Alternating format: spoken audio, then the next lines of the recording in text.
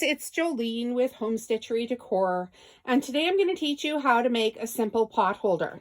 So what we need for this project is one 2.5 inch width of fabric strip, which we're going to use for the binding. You're going to need 2 coordinating pieces of fabric, and you're going to need 2 pieces of Wrap and Zap Pellon batting, and some rickrack. You're going to need some pins. And then the cutting tools I'm using today are this Fiskars rotary cutter. I've got my Fiskars snips. I've got a Jack the Ripper or seam ripper. I have Best Press, some Master Quilter thread. I also use Wonderfil Thread in my studio, so that's a good tip. You can use either or. Some pins. And what we're going to do is we're basically going to grab our Omni Grip ruler, and these are squares off. So what I like to do is, you know, your batting never comes perfectly square. So just grab a piece of batting, put your ruler down on top of it. This is a great way for your, oh, I used a bigger ruler, but anyway, your rotary mat here. So just slap this down onto your batting and then cut a square. Do the same for each of your top and bottom of the pot holder. And then you'll need to adhere the layers together. So what I like to do is grab a plastic bag, because I'm spraying stuff in my office. I don't really like things sticky here. Get yourself some 505 spray. I know this looks different than what you can normally get on the label from Amazon, but that's just because I buy things in bulk from a local store here, a local embroidery store. And so now you're just going to need to spray a piece of batting with a little bit of sticky spray. Lay your layer down right side up, whichever way is easiest for you. It doesn't have to be perfect, because you can always square this off afterwards if something were to shuffle.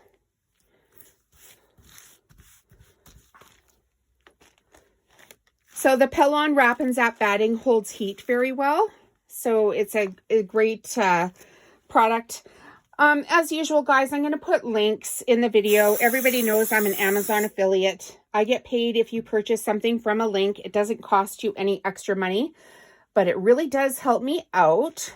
It helps me create these videos and it helps me work at home. So I'm hoping you get some value out of that. You're not obligated to do it, and it doesn't cost you any extra money. So there, we have that out of the way. Okay, so now we have our 2 pieces of fabric. We are going to sew a pretty line, crisscross on these, so I'll meet you guys at the sewing machine. All right, so we're going to sew on the diagonal, just corner to corner. I've got just a wavy stitch going on here. So like I mentioned, this project is really fairly easy. They turn out really nicely, and they're one of my best sellers. I try to have one that matches every other product that I do. So I have ones that match rugs, placemats, etc., etc. And don't worry about the steps here, guys. Just enjoy the video. You can always refer back to the video later, and by doing that, you hit the like, the share button, and the subscribe. You can even save the video. All the products I use, I will put links in down below on the video, so you can follow along with the links. And if you prefer, head over to the website. I'll also put a link in, and I will write this up for you so you have something you can print off and save for later. It may not be today, but in the near future, I'll type that up. Make sure you've got a link. So head on over to the website. I've got some fun stuff going on there, and you can also see all the products that I make. There's no secrets here. We're just sharing knowledge.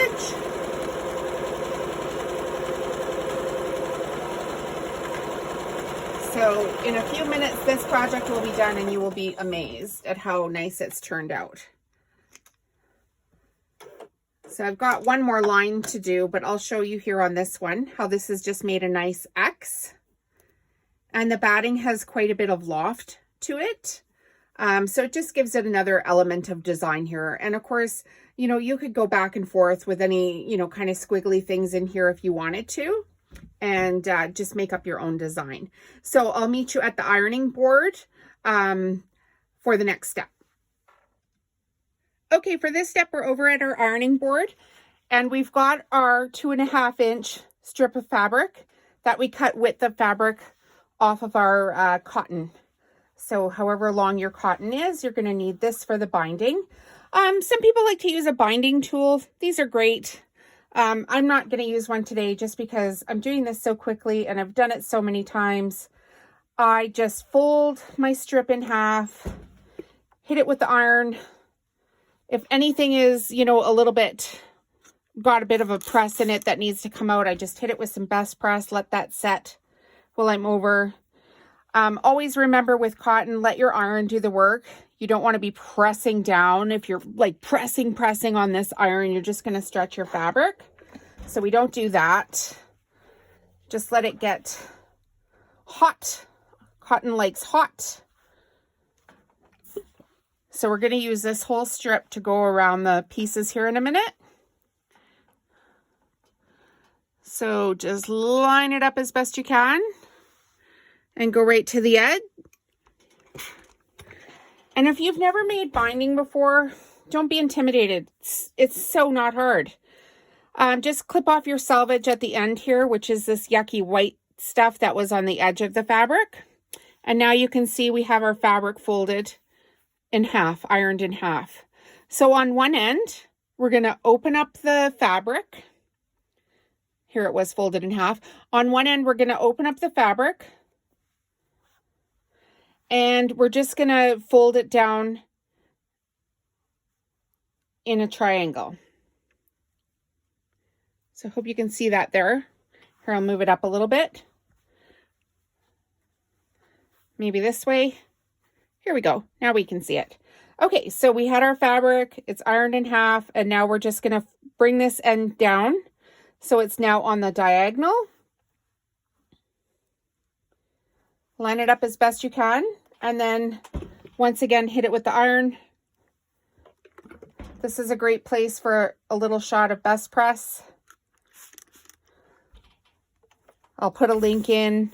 Don't worry about the links. You can go download the pattern and all the links will be there, or go to the website and see it. I'll make sure it gets up there in the next few days. Okay, so now we have a binding strip that looks like this. And we're going to take this back over to our sewing machine. Okay, you guys, it's halftime, which means it's snack time. And today we're eating the OMG peanut butter clusters, which are a local Canadian company. I'm not sure if you can get them in the States, but you sure can get them in Canada. And I'm telling you, they are delish. So run, go get them. So yummy. And then these extra large strawberries I picked up at a local farmer's market on the weekend. Enjoy. All right, in this step, we've now got our binding strip and we've got our 2 pieces of fabric. So we're going to put the batting sides together and we're just going to sew a straight stitch around the edge. So line them up as best you can. You could also spray this as well with the 505 spray. Just want it to be as straight as possible. So just go all the way 4 sides around the edge of this. And I'll meet you back here in a minute. Okay, here's the part where everybody gets intimidated. And if I can do this, anybody can do this. It is so not hard. So we have our fabric sewn front and back with the batting inside. And it does not matter which side of this you start on. Either side is perfect for this. So get your strip that you made. That's got the angle, sorry, not agnal. What the heck? And you're just going to start in about, line it up so the center piece is about matching your, where your crisscross lines are here, where you stitched your decorative line, and have it opened up.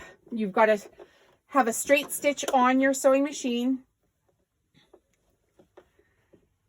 And what we're going to do is we're going to just stitch this first part down. So you can back stitch a little bit if you like, and we're just going to go forward, and we're going to go forward about 2 inches past where the fold ends. So easy. Anybody can do it. They make it look harder than it is, I think maybe on purpose, so people give up, but it's really not that hard. Okay, so now you can see we've just basically stitched this first part down, and now we're going to fold our fabric in half. And now a couple of inches down from where the fold ends on the inside, you're going to start where just before you stopped on this other one. So line it up. Here's where the fold ends. Go a couple inches past it. Really easy. Drop your feed, dogs. And now back stitch. And now we're going to go to the end, just to where this edge is, just a couple of stitches back this corner edge of where we've sewn the 2 layers together. So basically you want to stop just 1/4 inch before the end of the fabric. So every machine will be different, whatever you set your stitch length to. You just need to be super careful to just go 1/4 inch and then back stitch. And that's it. Okay, so now we need to turn this. So we're going to pull our threads up, pull them out. I clip them off. I leave a little bit hanging. No big deal. And now when you fold this up, you can see it's just past that stitch mark. So what we need to do is we have to turn this fabric to finish the edge. So how I do it is I pull it back, and on an angle, I kind of just finger press it down onto an angle. So it comes back here straight. You might have to adjust it a couple of times, but you're basically making a corner. So fold it back on an angle, finger press it down, and now it looks like this. And the line of your fabric is going off to the inside throat of your machine. Okay, so I hold that, and then I'm going to flip my fabric back this way, which is going to make a fold. So I flip my fabric back, and I have the fold just at the edge of where all this stuff is. And now you can see my fabric has completely turned and is now going to the next corner.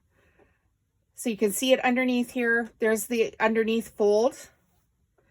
And basically what I need to do is I don't want to stitch all of this here. I just want to make a few stay stitches in the down in the corner here, because this piece of the fabric you're going to need this to fold over in the next step. So this has to be loose. So you're just going to catch it right here at the end and then turn the corner. So go right to the end, put a couple stitches in, go back a bit, make sure that's really down securely, and now we're going to turn the corner. So just like that.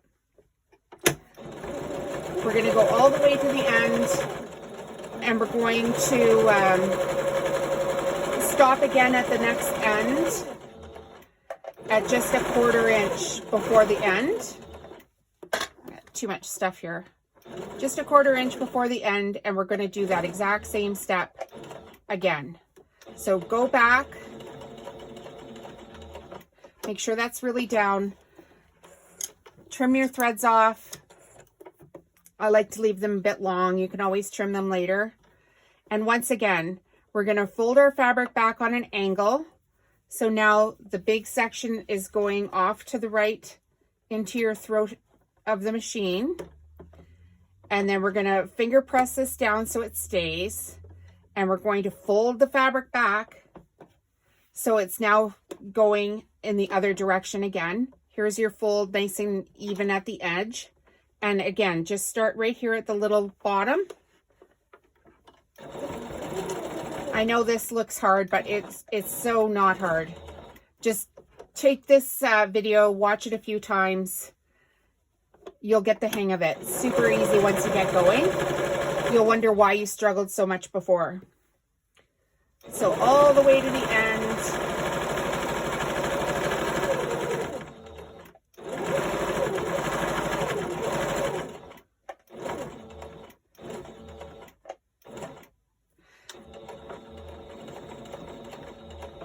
We've got it secured down again.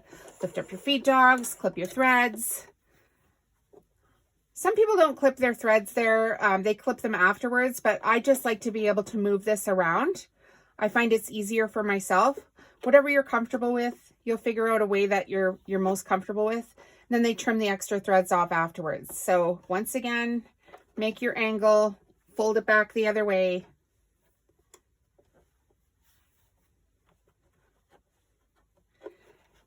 And we're gonna, oh, sorry, I forgot one step there. We gotta go forward first.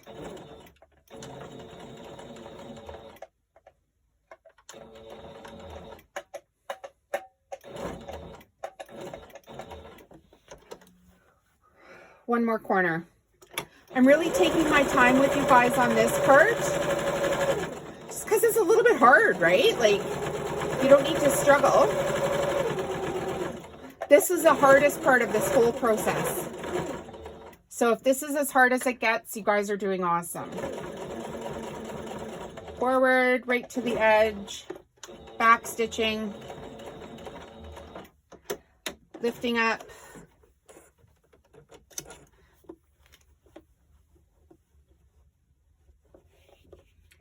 Making our fold.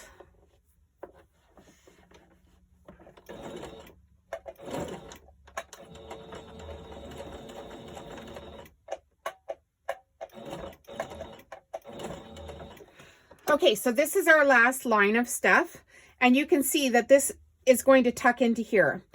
So what I like to do at this point is I'm just going to trim off, especially if I have a little selvage edge here. I'm just going to trim this off at an angle because you don't really want any bulk. Make sure you don't trim it off any shorter than this. Make sure it's a couple inches overlay at the point. And what we're going to do is we're going to, oh, sorry, put my feed dogs down first of all.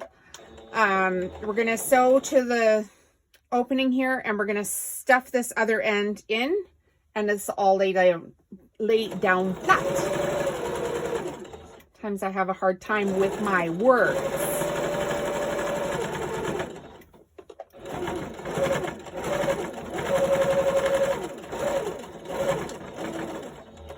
Perfect. Okay, so this is what it looks like. Go ahead and trim off all these extra pieces, and I'll meet you back at the sewing machine for the next step.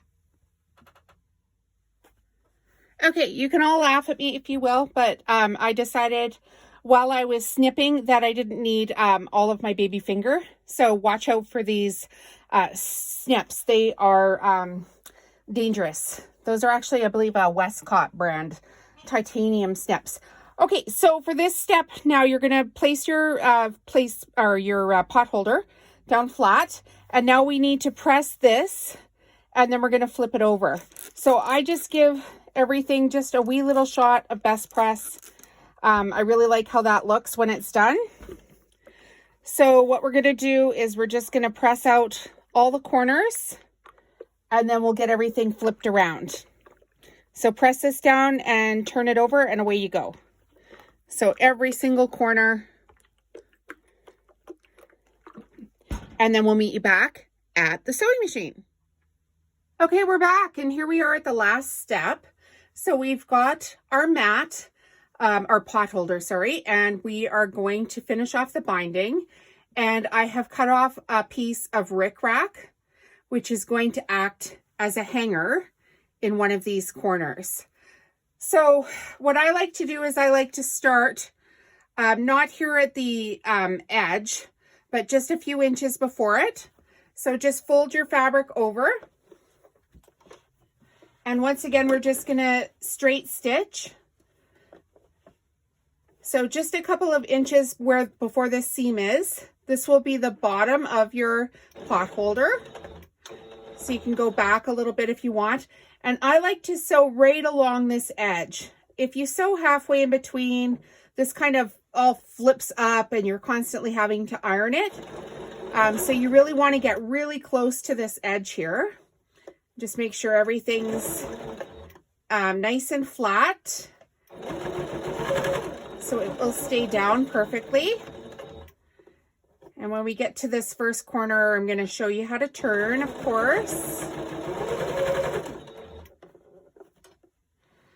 So it helps that we've trimmed off all the little extra threads.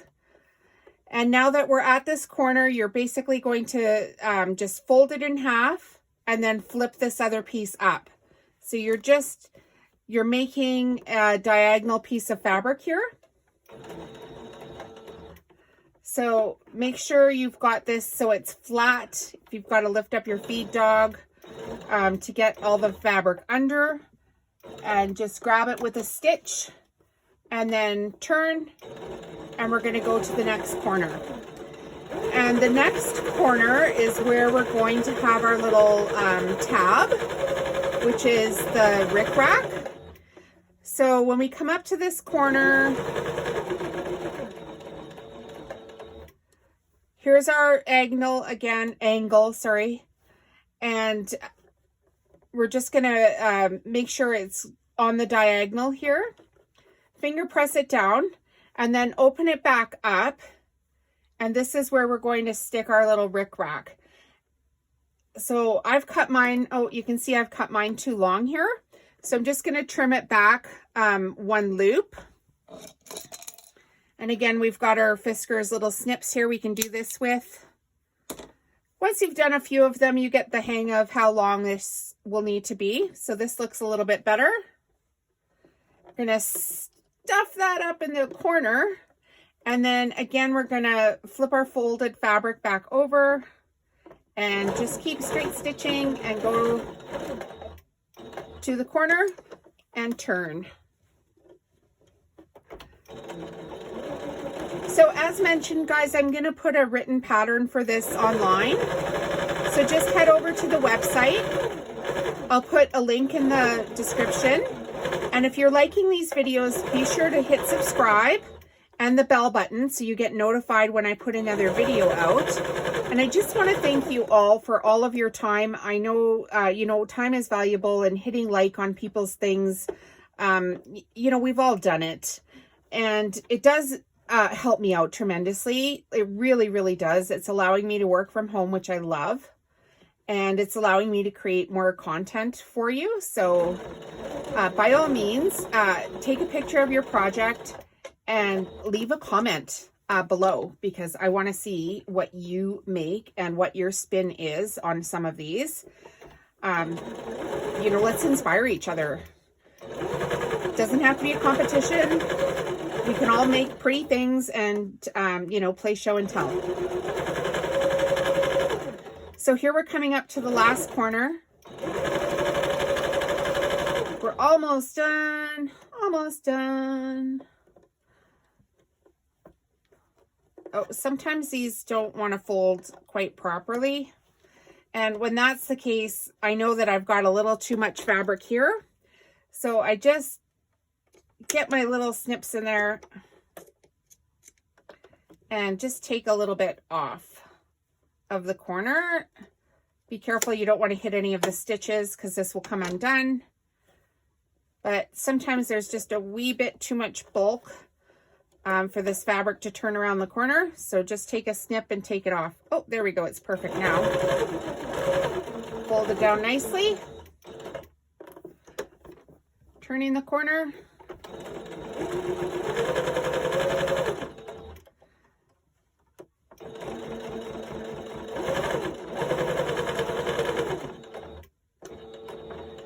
Couple of back stitches. And now we're going to just trim off our threads with our snips nice and close. As close as you can, so it's all nice and neat. And just have a look around your project to make sure you don't have any threads. And there you go, a nice double-sided pot holder. Easy peasy. Make these for gifts for folks, or make them and sell them in your local craft markets. And good luck. We'll see you again soon, guys.